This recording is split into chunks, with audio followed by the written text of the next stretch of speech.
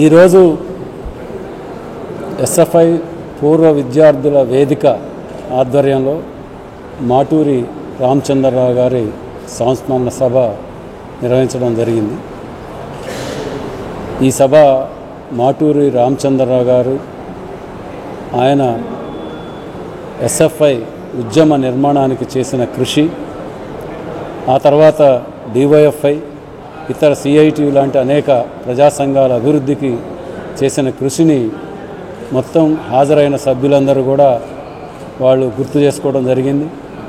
ఆయన జీవితమే ఒక పెద్ద అధ్యాయంగా సాగింది. మొత్తం ఎంతోమంది ఎస్ఎఫ్ఐ, డివైఎఫ్ఐ, వామపక్ష కార్యకర్తలు, సిపిఎం, ఇప్పుడు అనేక రకాల పార్టీల్లో చాలామంది నాయకత్వ స్థాయిలో ఉన్నారు. ఆ నాయకత్వ స్థాయిలో ఉండటానికి కావాల్సిన శిక్షణ ఎస్ఎఫ్ఐ ద్వారా ఆనాడు ఇవ్వడం జరిగింది. ఈ మొత్తం శిక్షణకి మాటూరి రామచంద్రరావు గారు ఆయన సైద్ధాంతికంగా కానీ స్వతంత్రంగా ఆయన కార్యకర్తలను అభివృద్ధి చేయడంలో కానీ చాలా కీలకమైన పాత్ర పోషించడం జరిగింది.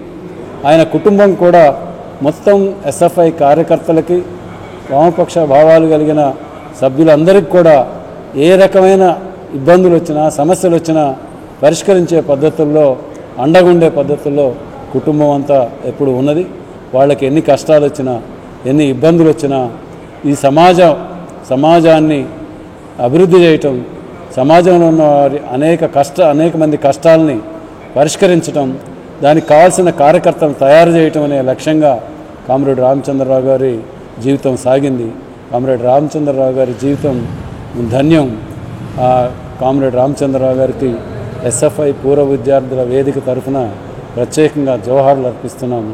జోహార్ కామ్రేడ్ మాటూరి రామచంద్రరావు.